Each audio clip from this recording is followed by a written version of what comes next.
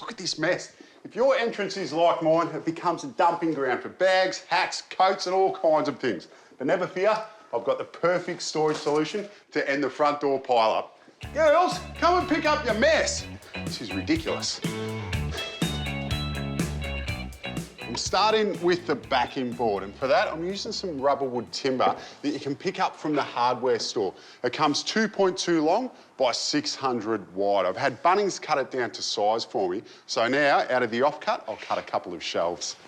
And the tip here is, if you're not good at freehand cutting, just use your level as a straight edge. You can clamp it down and run your base plate of a saw up against that.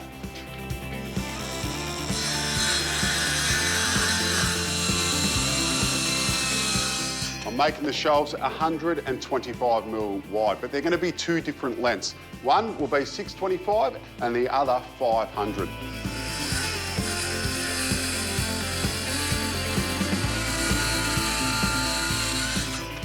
The most important part of this project is the accuracy of the holes. So with the shelves cut and the backboard cut, with the offcut, I'm just going to be making a template. The first thing I need to do is draw a centre line and mark out the positions of my holes.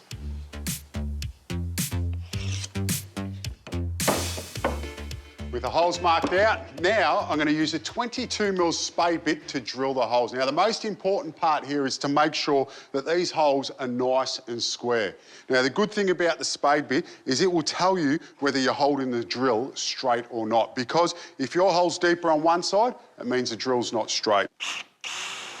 With our template complete, we can now transfer these holes onto our backing board. Now, the great thing about this template, it means that we don't have to draw a whole grid of where we need all our holes. Then we can just sit it in place. When it lines up, we clamp it off and drill the holes.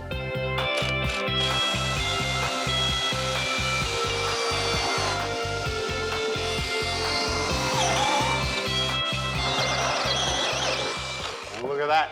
All the holes are drilled. Now, we just want to tidy it up. So around the edges of our backing board and the shelves, I'll be using a 10mm round over bit in my trimmer, and then I'll go over all these holes with some sandpaper, and it'll be ready for waxing. It's going to look brilliant.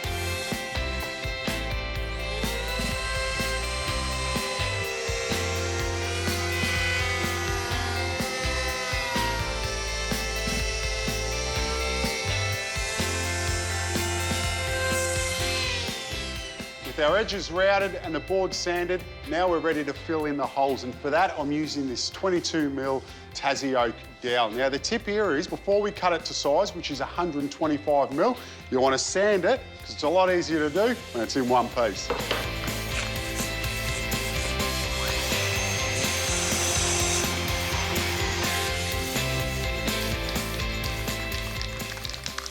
With everything cut, drilled, routed and sanded, we're now ready to finish it off with some wax. Now, I'm not using it out of a tin because we've got the chance of clogging up all these holes. I'm using it out of a spray can. It's nice and simple. You just spray it on, let it sit for a couple of minutes, and then you can buff it off. But you just want to remember to do both sides of this backing board. That way you know that it's sealed and it'll never warp.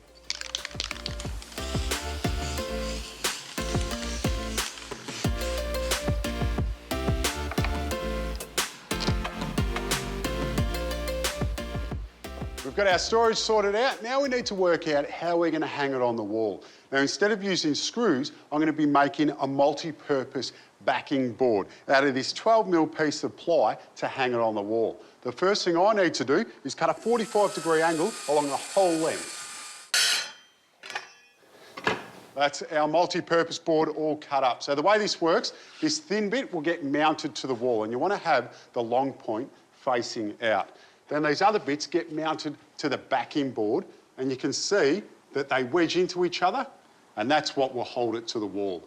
Now we just need to add some colour. So when you're moving the dowels around, you get a nice pop. Before I add the colour, I've just got to go over it with an undercoat and sealer.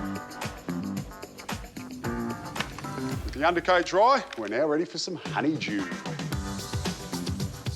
And remember, this thin part doesn't go on the backing board, it gets fixed to the wall. And to fix it in place, I'm just using these 28mm screws.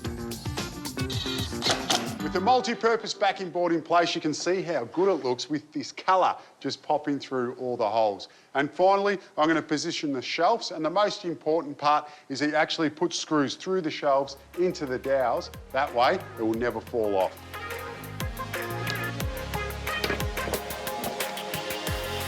And I think you'd all agree that this would look fantastic in any entrance. And the best part is it gets everything off the floor and out of the way.